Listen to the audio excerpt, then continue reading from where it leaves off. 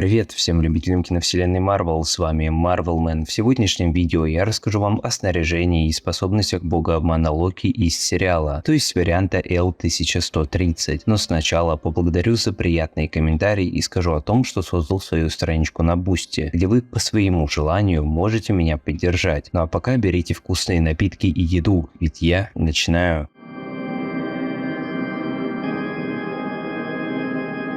В детстве Лакей носил обычную коричневую одежду из ткани. В дальнейшем, по мере взросления, как и любой уважающий себя асгардский воин, раздобыл броню, если это вообще можно так назвать. По сути, это была черная накидка с темно-зелеными элементами, небольшим золотым горжетом, кольчужной защитой на плечах, локтях, предплечьях и ногах, с нотками асимметрии, чтобы визуально выделить Локи на фоне Тора и Одина, у которых броня полностью симметрична. И внимательным зрителям, смотревшим фильм первый раз, было понятно, что Трикстер является гадким утенком в семье и антагонистом в истории. Для праздничных церемоний и являясь царем, надевал красивую золотую броню, включающую в себя нагрудник с защитой шеи, защиту плеч и предплечий, и, конечно же, знаменитый золотой шлем с длинными изогнутыми рогами. Небольшое лирическое отступление. Тут я либо дальтоник, либо дебил, либо все-таки являюсь правым.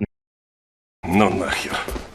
Но я уже миллион раз пересмотрел отрывки с Локи, где он в броне из первого Тора, глянул все фотки из инета, поискал среди игрушек от Hot Toys, чекнул костюмы в Marvel Future Fight и все равно ничего не понял. Эта серебряная броня надета на нашего любимого антигероя или просто так удачно падает свет? В общем, помогите разобраться в комментариях. В Мстителях бог обмана надел черную накидку с золотым горжетом, поясом через плечо с изображением Йормунганда и наплечником с Фенриром. По сути, это тот же костюм из Тора, только более пошарпанный. В человеческом обличье Локи предпочитает появляться в элегантных классических костюмах, а попав в TVA, носил их форму с надписью «Вариант» на спине.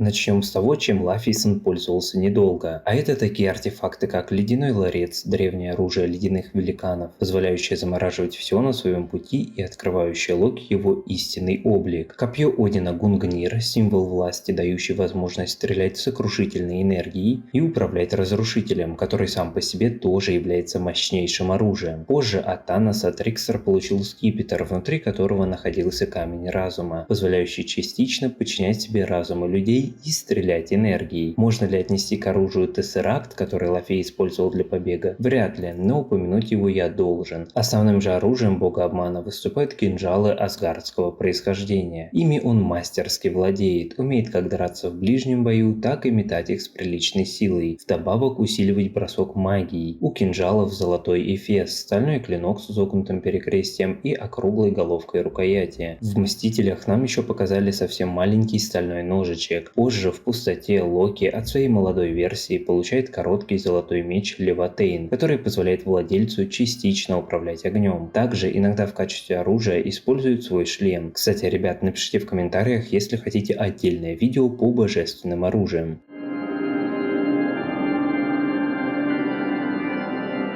Физиология ледяного великана наделяет его сверхчеловеческими силой, где-то на уровне асгардцев, прочностью он спокойно выживал после взрывов вплотную и падений с большой высоты. Длительностью жизни Локи родился в 965 году до нашей эры, регенерацией, скоростью, ловкостью, выносливостью, рефлексами, а также невосприимчивостью к холоду. Персонаж наделен приличным интеллектом. Он быстро понял, что Мстители перемещались во времени, в кратчайшие сроки разобрался с технологиями и системой управления временных аномалий, разгадал, где прячется его вариант, и доказал это. В пользу гениальности Лакея говорит еще его способность к правлению. Он командовал армией Читаури, временно захватывал власть в Асгарде, и даже TVA это признали. Как бог обмана, он научился незаметно воровать вещи, а благодаря начитанности владеет многими языками, например, асгардским, английским и латинским, а его любовь к книгам позволила познать еще кое-что, а точнее...